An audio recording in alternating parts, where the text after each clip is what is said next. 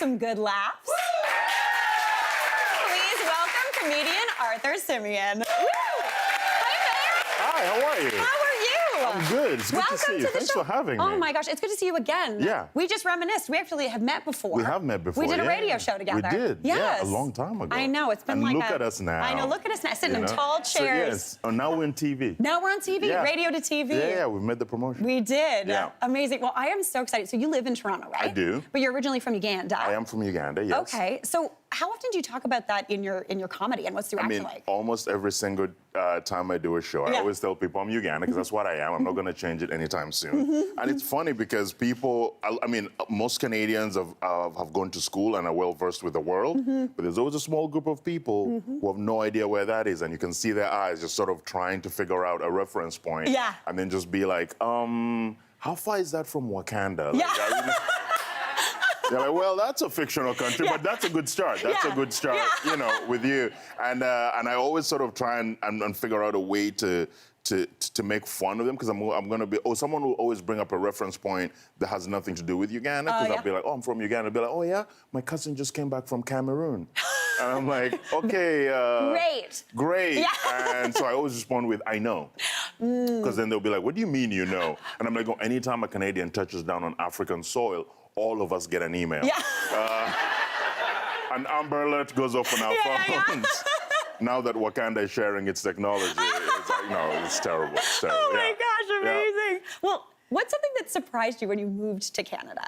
So I moved here when I was very young. I was coming here to go to school, and I think one of the main things that surprised me was how Canadians take so many things for granted. For example, like we live in Toronto, intersections, okay? You're telling someone to come to this studio, you say Queen and John, they know exactly where that is. I grew up in a city that wasn't exactly nearly as planned as well, okay? And half the streets didn't have names. Yeah. So you had to get a little more creative trying to get someone to get to your house, your office, or anything like that. So there were things like, okay, you know the bicycle shop? Okay, when you go past the bicycle shop, there'll be 2 mango trees, turn left.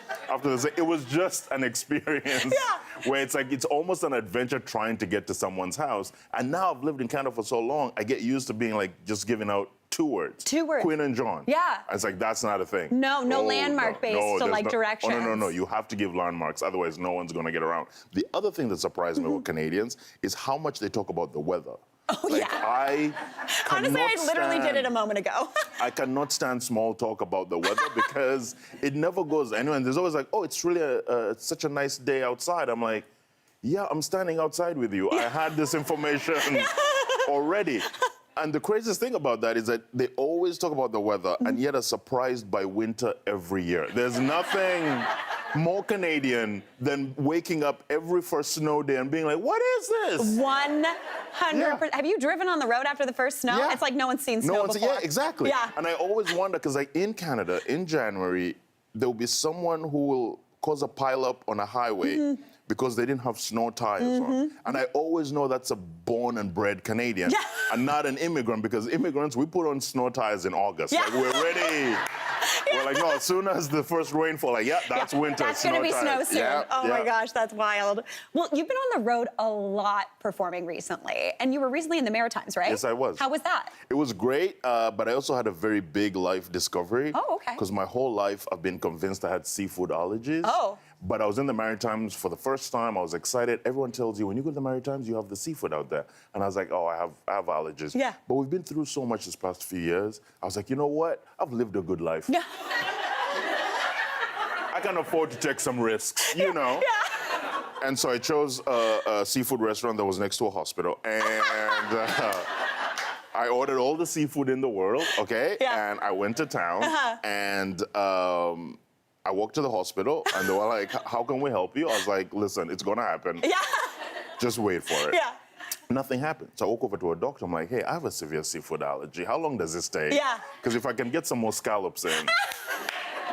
And they were like, no, it would have manifested itself by now. And that's how I found out I don't have a seafood allergy, which is amazing parenting. And I'll tell you what, for those of you who are listening, I was born in Kampala, Uganda. Uganda is a landlocked country, which means we have no access to the ocean, which means seafood is very expensive because it has to be flown into the country, which means as a baby, my parents looked at me and they're like, this is gonna be a greedy one. Yeah. we need to take some things off the menu immediately. So the moment I started with solid food, they were like, "You're allergic to seafood." I was like, "All right, I guess cool, so. yeah, I guess so." I don't remember the allergic reaction, but cool, Mom and Dad. And so I called my mom. I was like, "Hey, Mom, I just had all the seafood in the world, and this actress went into full overdrive. Yeah. Like, oh my goodness, I'll be right there with you." And I was like, "No, I'm fine." Oh my gosh. And she goes, "Maybe you outgrew the allergy." Oh, she's keeping the farce going. She kept it going. Yeah. Amazing. So Well, much respect. Speaking of food, Yeah. I hear you are a banana bread connoisseur. I am. It's my favorite thing on the Are you planet. kidding me? Yes. Banana bread will solve all the world's problems. Well, okay. Yeah. Now I'm a little nervous. Do you Yeah. want to give my chocolate swirl banana bread a taste? I will 100%. Shall we? You take one. I'm gonna take one. Yeah. Okay, cool. Okay. Cheers to you, man. Cheers to you. Thanks for having me. Thank you. Let's give it a go. Yeah. I'm really hoping I'm high on the list.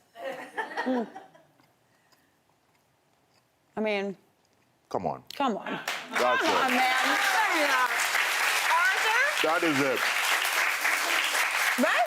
The banana, the chocolate, a little crispy on top. I mean, I didn't get it the first time. Let me just make sure. Okay.